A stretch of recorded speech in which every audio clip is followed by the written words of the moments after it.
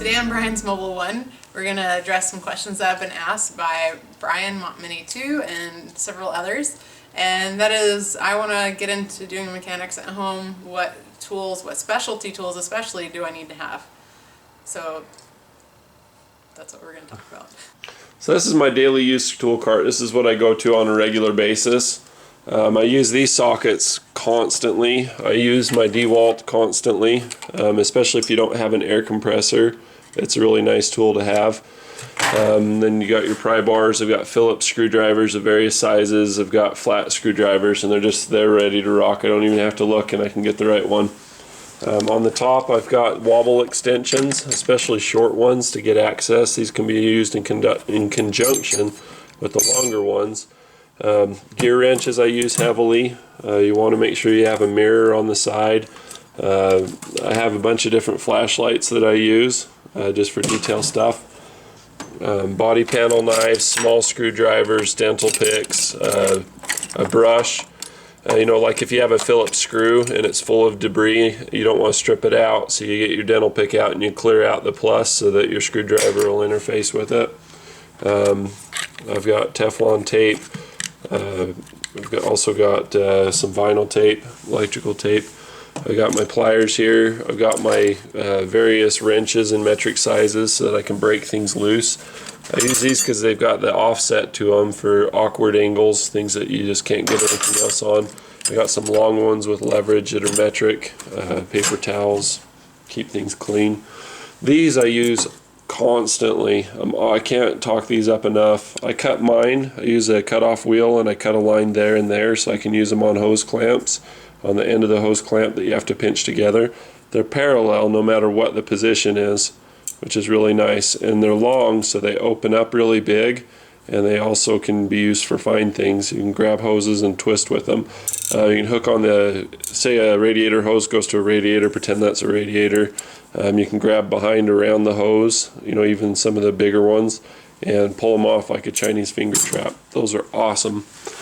By way of specialty tools and things that you need for working on cars, you want to get, I'm going to put as many links to these things as I can in the description below, but you want to have some type of quick disconnect tool so you can get fuel lines, air conditioning lines, and the like apart.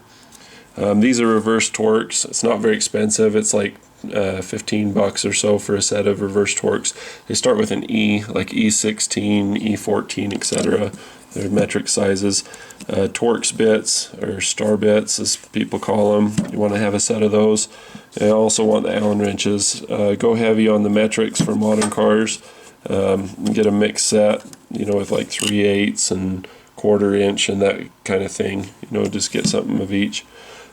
Small 1/4 inch drive socket set. This one's from AutoZone. It has a nice blow mold case. Keep things organized. These strips, they just never hold up. You can see that these ones are a little bit destroyed on the end there. Other specialty tools that aren't very expensive if you're just getting started out, you want to do is like a little dice for doing rear calipers. You put your 3/8 drive ratchet or extensions in this, then this interfaces with the piston on the brake caliper. Other things, if you're doing timing belts, office paper clip things to clip the belts on the cams, especially a dual overhead cam, that helps a lot. These I've done a review on. These are crowfoot wrenches. I've got a metric set and another set. These make a big difference in cracking lines off of power steering, fuel, just anything of that nature that gets rusted on there. Breaker bar, torque wrench, 1/2 inch drive extensions. In the top drawer, this is stuff that you use a lot. And I don't use the 12 points as much, but I have them. But just your basic socket set. These are all Harbor Freight sockets pretty much. I've got one Duralast socket in there. But you just want a row of sockets. These trays are phenomenal. You can drag them underneath the car if you're doing a clutch job on a rear wheel drive. You just grab the whole thing. Use your extensions to go over the bell housing and get all those bolts in the hard to reach places. You want a good impact gun. An Earthquake from Harbor Freight's a good one to start with. This one's obviously a Mac. It's lighter, it's titanium, it's really nice. I would spend a little bit more money on your air ratchet. If you can get one of these nice Mac ones, it's worth the extra money because the switch is down here. It's not up here getting bumped and knocked around all the time. Also really like to have, if you're doing a lot of CV axles, this kit pretty much covers you. This one's actually from O'Reilly's, Kragen, Shucks, Checker, whatever you want to call it. It's got a nice blow mold case. I've got an impact screwdriver. Those are really nice for those retainer screws on brake rotors. This I used to use all the time, these little butterfly guns, but this was creatively destroyed by the DeWalt gun. The DeWalt gun's so much easier. Other specialty tools that you really want to have if you're doing window regulators, stuff like that. You can get one of these body panel pliers for about $8 at Harbor Freight. They pull those little pins out. Along the same lines, you can get these. You can't get the nice 45-degree one. These are from Napa and they're like $20 or $30, but you can get a $7 set that's straight that kind of does the same thing. Those body panel things that you have to grab from the sides to pop out. That's a good thing to get. A Lisley seal puller, a blind seal puller. This will save you a ton of time. It's well worth the money. See if I can get a link in the description for this too. I've done reviews on these elsewhere. I try to do reviews on these oddball tools. By way of hammers, you're going to want a good hammer.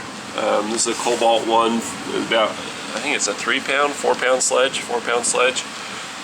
Man, you got to have one of those. A brass hammer. It's brass on one side and rubber on the other. This one's pretty beat. It's from Harbor Freight. It was like 15 bucks. You got to do that. Another specialty tool, hose clamps that are in really crazy places. You want some type of remote cable actuated hose clamp tool for spring-loaded hose clamps.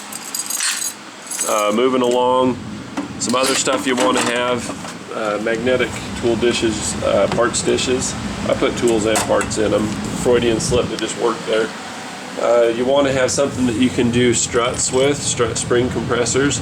These are really inexpensive. They're $20 to $40, $50 for a really nice set. They got a locking device that locks onto the spring. These do just about everything, but they don't do everything. You can't do a caravan with those, the newer caravans.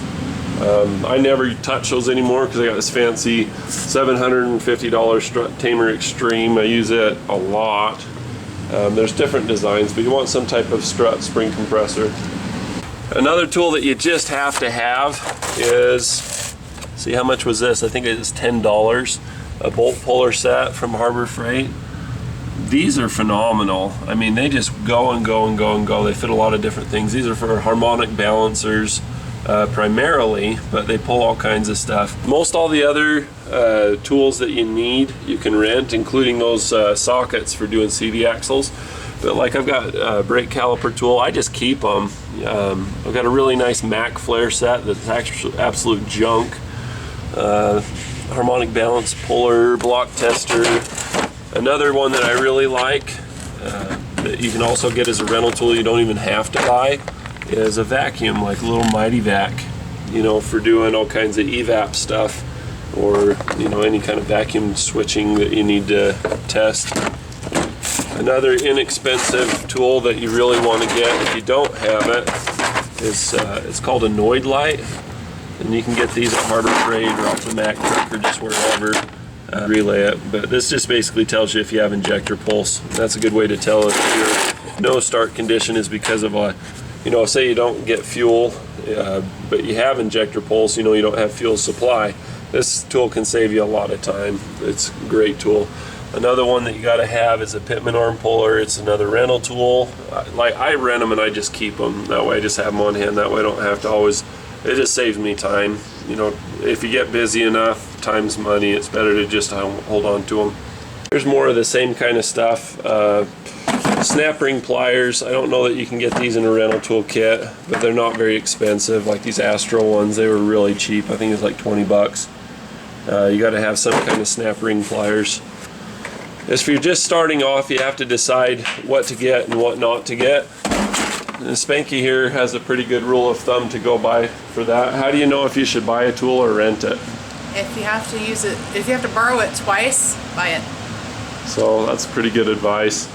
A lot of these I would have had to do, you know, so many times. It's better to just buy it. So that's what I did. Here's kind of a fun one. This is another Strut spring compressor kit. This is just another kind of strut spring compressor. So many different kinds of strut springs. Those ones that I showed you, they'll cover almost anything, but not everything. So sometimes you got to get into stuff like this. Do Mercedes or BMWs, you're going to have to do this, but you got to tailor your tool set and your skill set to whatever kind of vehicle you service. If you're going to work on a lot of older cars where you're going to be replacing brake lines and fuel lines and things like that, you're going to want to get a nicer flaring tool kit. So like this is an Eastwood one. It's a lot more money, but you know, with time being money and wanting to get things done right, and if you don't want to get sued because somebody's brakes went out because their brake line broke, you're going to have to get something like this. I don't remember what I paid for that, but it wasn't cheap. Another thing you want to have, I know you mentioned, Brian, earlier that you've got a bunch of wrenches, but I'd get a bunch of specialty type wrenches or just make them. If you have an oxyacetylene torch, you can bend wrenches and you can make angled wrenches for stuff like a distributor wrench, or you can chop wrenches or splice them, you know, just cut them in the middle, weld them back up. If you don't have a lot of specialty tools, one of the best specialty tools you can get is a little welder, even if it's just a little MIG welder that has the flux core, so you don't have to have gas tanks or anything. And I've got the reverse Torx or the E wrenches. I've got chopped wrenches, I've got S wrenches, just whatever it takes. But if you have a cutoff tool, a welder, and some MAP gas or oxyacetylene torch set, you can make all kinds of stuff that you need. In terms of odd sockets, I've got all kinds of 12-point sockets of various lengths. If you work on a Duramax lot, you want to have a flywheel holder tool set. But otherwise, you'll want to get some type of a socket for oil sending units. They're not too expensive. If you don't have that, I'd have one of those on hand. Backup torch sockets. What else is good to have? I got all kinds of, you know, like a coolant tester, calipers for measuring to see what things are at, disconnect tools that are cheap that don't work. And then I like these came off of the Cornwell truck. I got another set off the Mack truck, but these basically take little plugs apart, you know, electrical connectors and the like. This was in that video I just barely did about using a hammer and a chisel to get a stuck nut off, but just any kind of, I didn't open this one I don't think, but anything that can help you to not get stuck, like all these kind of different damage fastener removers. It's a good idea to have those around. It's best to just be careful, and you know, I use these less and less all the time as a spot situations and solve them in a better way instead of having things strip, but there's something else to think about. So on this cart, it's on the other end of the garage, and if I'm working on something quick, I've got all the extensions and things and the short wobbles and spark plug sockets and mirrors. Like, it's basically a carbon copy of the same thing that I have on the other side. Some kind of side cuts, your basic hand tools, you said you've got that. But special pliers, these are great for if you're going to do, these are just basically big cutters for copper wire, battery cables basically, if you want to chop those off and reset them. Hose cutting tool, I like to have something like this on hand. It works awesome if you're going to be cutting hard line. Say for example you got airbags or something that you're working on, something that has a hard line, you get them cut 90 so they don't leak. They also do heater hoses. You can even do radiator hoses with this, cut it from one side and then cut it from the other. More snap ring pliers. You got external retaining ring pliers if you're doing anything with transmissions or anything where you need to get retaining rings. Seems like you run into a lot of this on front wheel hub bearings sometimes, or just anything with hydraulics. They seem to like to use those a lot.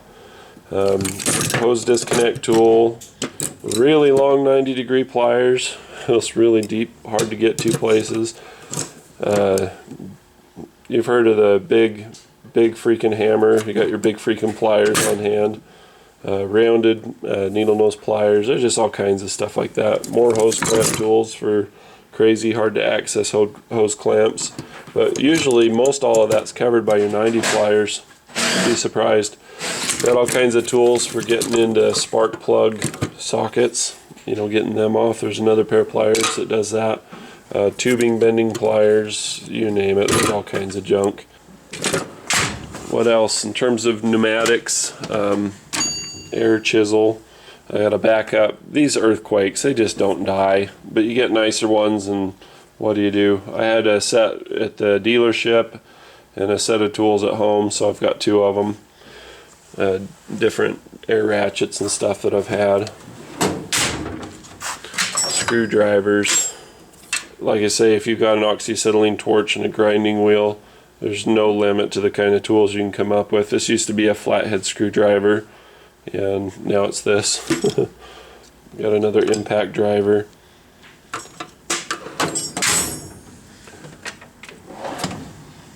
Backup sockets. If you do a lot of work with 4-wheel drive trucks, then you'll need the different 4-wheel drive spindle nuts. It's real basic stuff. I've got 2 sets of the sockets because, like I say, I used to have 1 set of tools at the dealership. I had another set of tools at home, so I had a backup set. Usually have about 3 sets of tools at any given time, so you can do mobile or work at the shop and then work at home. Rivets. A lot of the time when you're doing work on window regulators and stuff, especially if you're doing those GM 2-door, like Firebirds and stuff, you need to have rivets. So I got a big ding rivet gun for that. There's just all kinds of tools to have. There's no end to the kinds of tools that you got to have. Some type of multimeter, metric wrenches and sockets, skewer wrenches, you name it. As far as scan tools go, a little Actron like this will get you the code if you're just doing real basic stuff. I would get something with some live data. If it's going to be your one standalone tool, I'd spend about $150 to $200 on something that'll give you like your throttle position sensor info, your oxygen sensor info. That's critical. You got to have that. And there's a lot of scanners that'll do that. I'll see if I can put a link in the description to one that does that inexpensively. As far as air compressors go to run your air tools, this is a nice, don't waste your money kind of thing. If your air compressor has a belt, meaning that it's got an electric motor that's separate from the pump, that means that you got an oil bath compressor. These last way longer. You want to get something that's at least about 20 gallons. This is about the minimum as far as air tank if you don't want it coming on all the time. These are a lot quieter, which is better for your neighbors. They last a lot longer. I'd recommend getting an oil bath if at all possible. This one I got is small enough to where I could throw it in the truck and run mobile. But I've been running it in the shop for years and it's just been great. So in closing, I'd just like to make a remark. I've got tools for every stinking kind of thing. I've got 4 different Strut spring compressors. I've got 5 different scan tools. Well, more than that, because I got a bunch of specialty ones for the older BMWs and stuff. But I work on everything. I mean, tractors, lawnmowers, snow blowers, imports, domestic, boats, you name it. So I've got a lot of different specialty tools that you don't need to get. What I would do is, if I'm starting out, I would make a decision. What is it that I get the most of, and specialize in that. If you get a lot of front end work, get more pickle forks and Pitman Arm Pullers and all that kind of stuff, bearing busters, you name it, or even bearing pullers, the in-place ones that do it in the hub. So I'd specialize, but I can't emphasize enough the value of making your own tools and utilizing Harbor Freight for things. Some people think they have to buy everything off the tool truck. That's not so. There's some stuff that you really want to get off the tool truck that's really nice, but I'd save your money if you're starting out to kind of get a wider range of things, so you don't get stuck. But specialize. If you're going to do European cars, you're going to get a European strut spring compressor, and you're going to get a scan tool that specializes in European stuff. I hope that gets a point. I've got way too many tools because I do just about everything, and I've been doing it since I was 8 years old, so I just kind of amass things, and if something's a new challenge, it's kind of exciting to me sometimes, so I just go for it. But then you got to get the tools for it.